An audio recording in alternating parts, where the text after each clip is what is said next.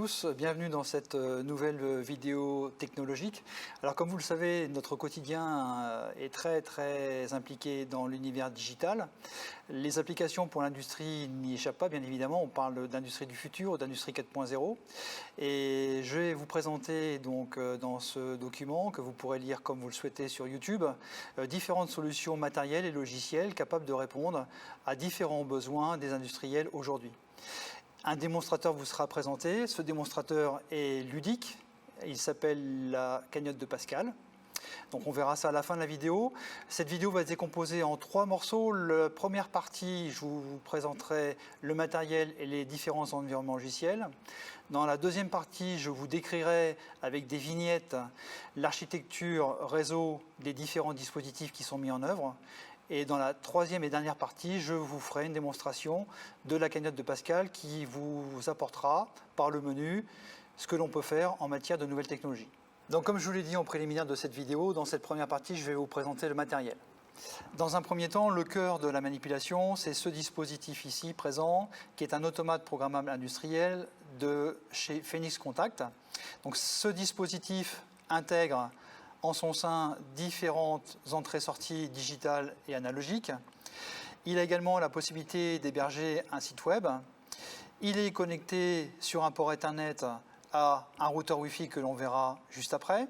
Et cet automate a une particularité tout à fait intéressante, c'est qu'il est capable, avec un connecteur particulier, d'accueillir une carte SIM en téléphonie mobile, 3G ou 4G, apportant des services en matière de SMS que l'on verra plus tard. L'automate que nous avons vu est, comme je vous l'ai dit, connecté à un routeur Wi-Fi avec un câble réseau Ethernet.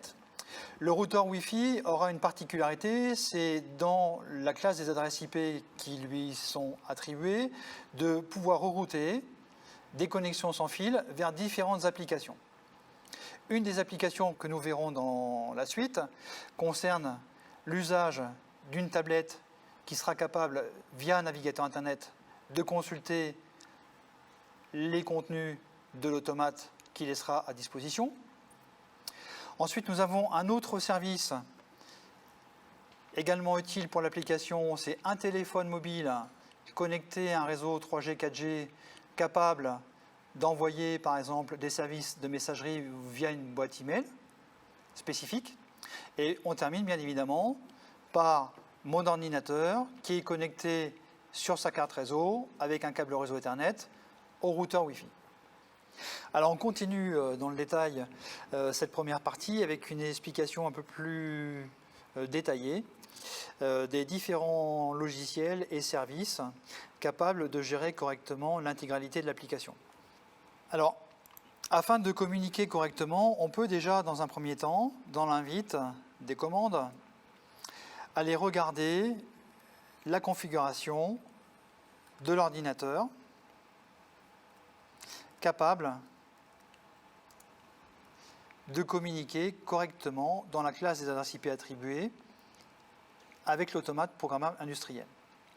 Donc on retrouve différentes caractéristiques en matière d'adressage réseau et on peut par la suite, puisque l'ordinateur est dans la bonne classe d'adresse réseau et que l'automate programmable industriel est à l'adresse IP 192.168.0.5, vérifier tout ça ensemble en lançant la requête qui va bien pour voir si on arrive à dialoguer ensemble. Donc comme vous pouvez le constater, ma carte réseau est parfaitement paramétrée.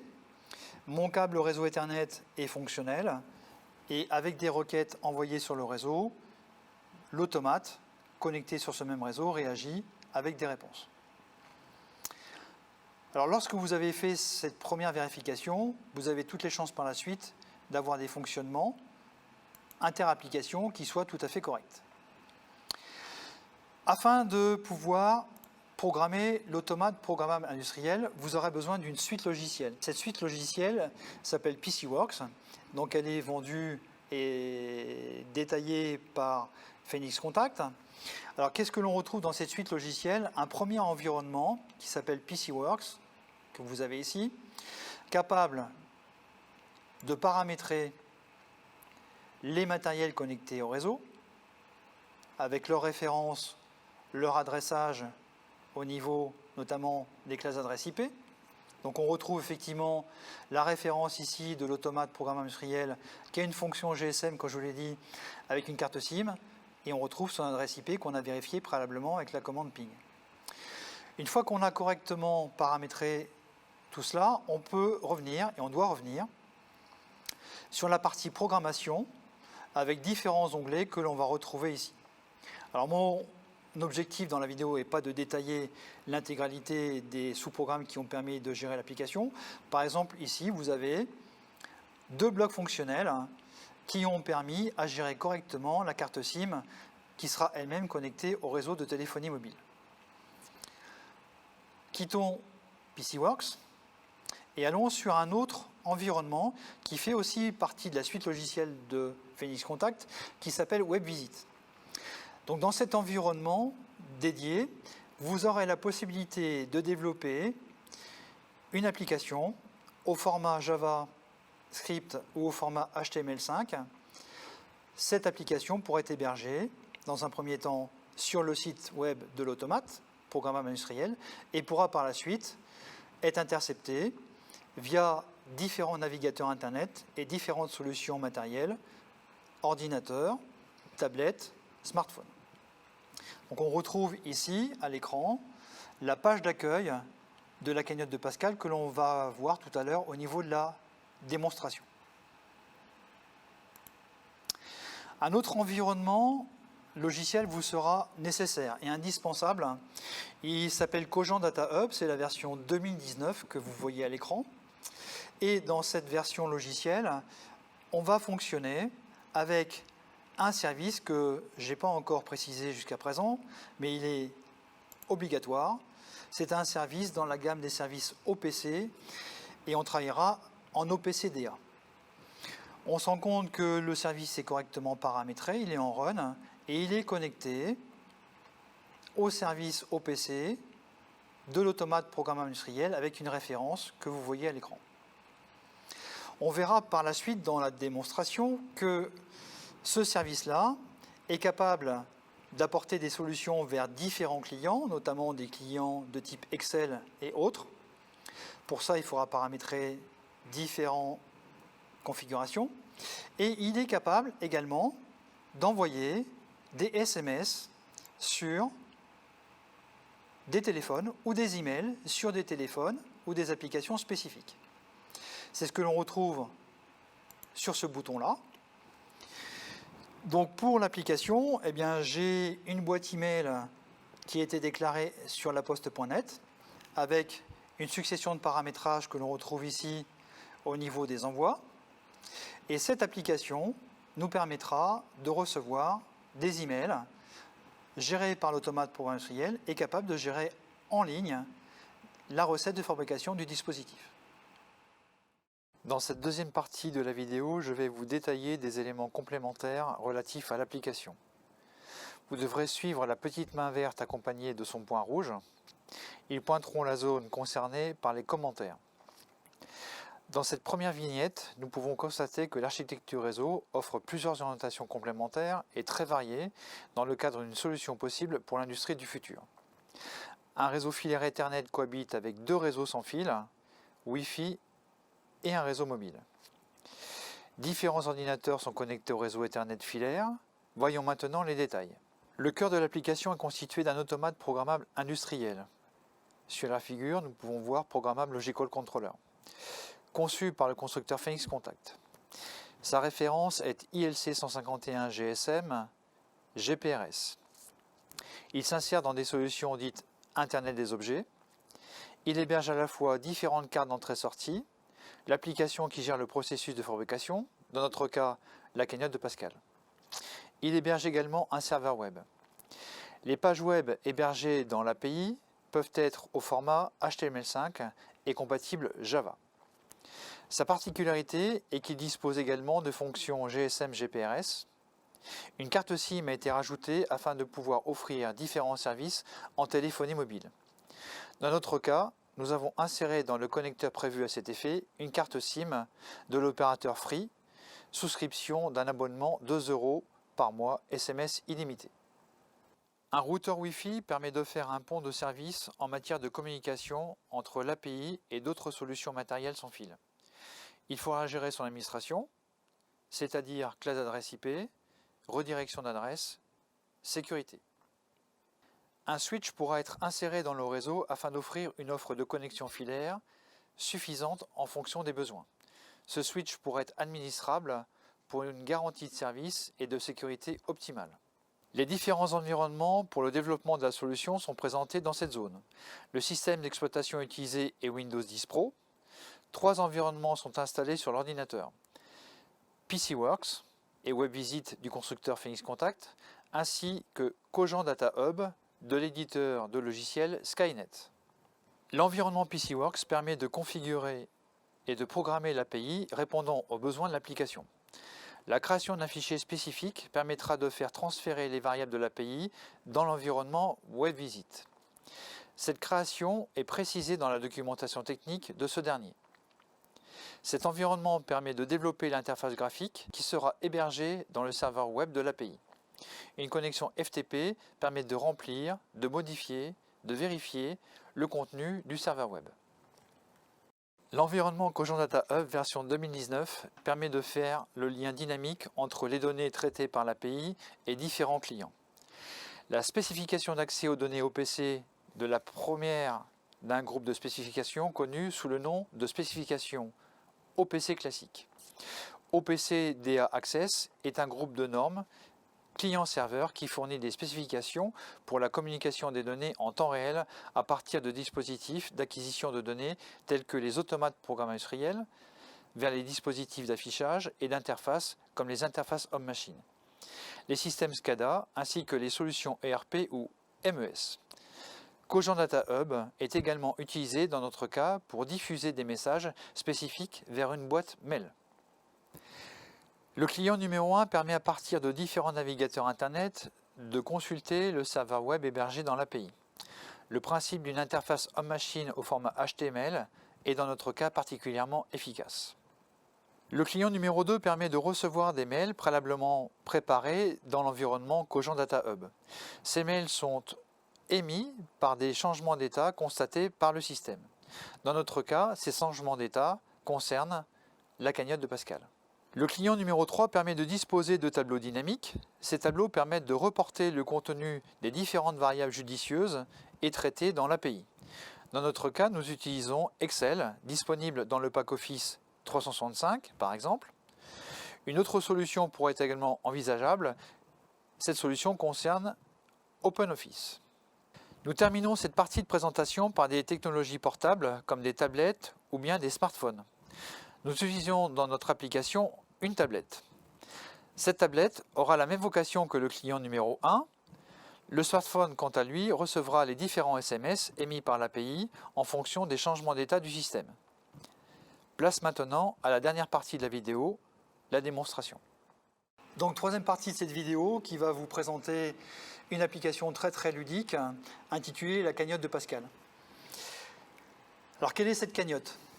Cette cagnotte, c'est une boîte que vous voyez ici, qui est vide, qui est capable d'accepter des pièces de 2 €. Et à partir de là, l'intégralité de l'application va être capable d'empiler ou de désempiler ces pièces qui seront ou pas dans cette cagnotte-là. Et on pourra consulter via différentes applications son contenu. Donc cette pièce de 2 € que vous voyez, je vais la mettre devant un dispositif de lecture et je vais la placer dans ma cagnotte. Je vais récupérer la tablette pour aller voir ce qui se passe au niveau du serveur Internet.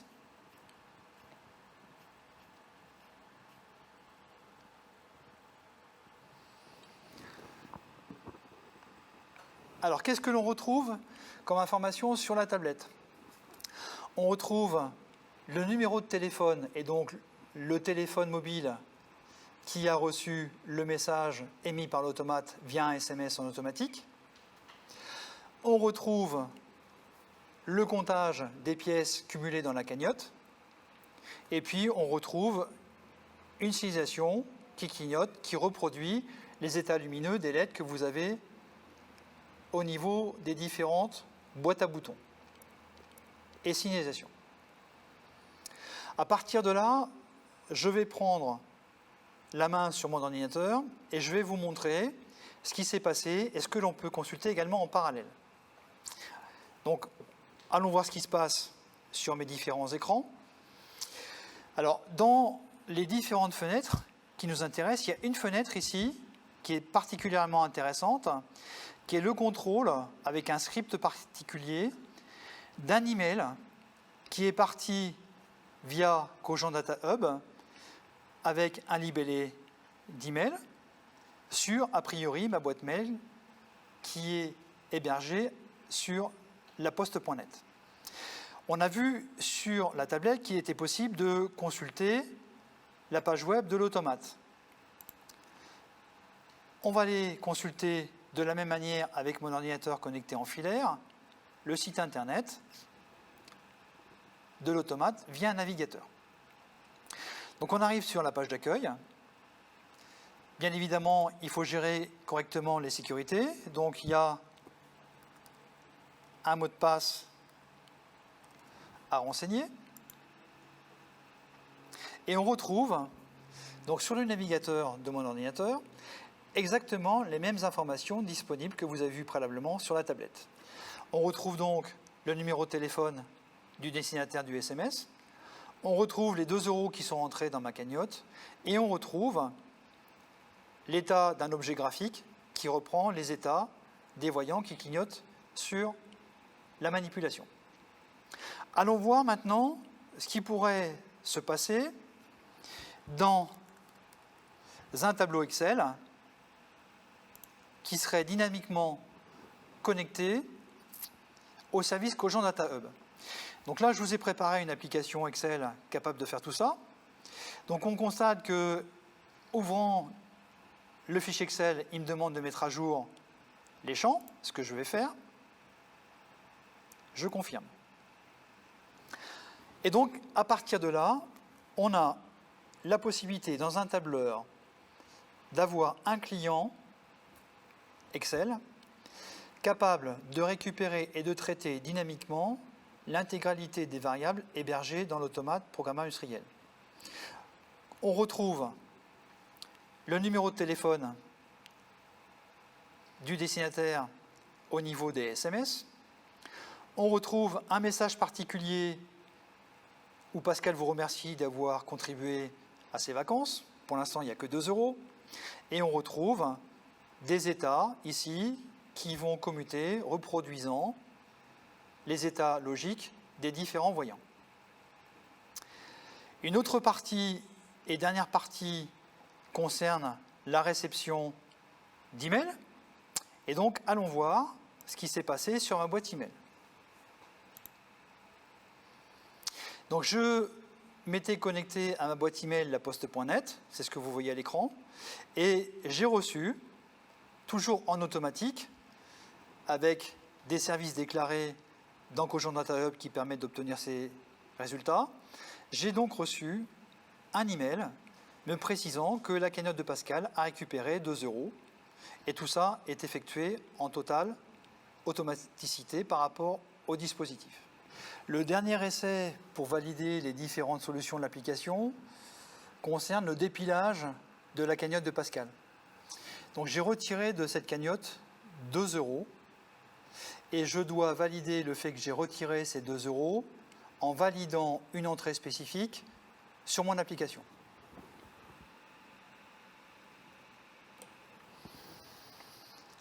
À partir de là, on peut vérifier différents éléments affichés sous différentes applications.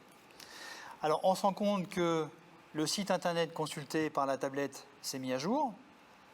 Donc, le téléphone n'a pas changé au niveau du destinataire, mais le total cagnotte de la cagnotte de Pascal est retombé à 0. Allons voir maintenant sur mon ordinateur ce que l'on peut visualiser. Donc, sur le navigateur Internet de mon ordinateur, on retrouve exactement les mêmes informations visualisées sur la tablette. La cagnotte est retombée à 0. Le numéro de téléphone du destinataire, bien évidemment, n'a pas changé. On peut également aller voir ce qui s'est passé sur ma messagerie. Donc, on va aller voir sur ma boîte email, laposte.net, ce qui s'est passé. On va rafraîchir. Alors effectivement, j'ai reçu un nouveau message émis par l'application en automatique et le message me dit que 2 € viennent d'être retirés de la cagnotte. La dernière vérification qu'on devra faire, c'est aller consulter sur le téléphone mobile ce qu'il a reçu comme nouveau message par le biais de SMS en automatique. Donc avons-nous reçu sur ce téléphone mobile un premier message via SMS en automatique, sympathique, qui retourne une information par rapport aux 2 € qui sont arrivés dans la cagnotte de Pascal. Et par la suite, on l'a vu, on a dépilé la cagnotte, on a donc retiré 2 € de la cagnotte, et un deuxième SMS a été envoyé avec un nouveau message alertant le destinataire qu'effectivement 2 € ont disparu. Cette démonstration est maintenant terminée et je vous souhaite bon courage à tous pour le challenge que vous allez devoir gérer cette année.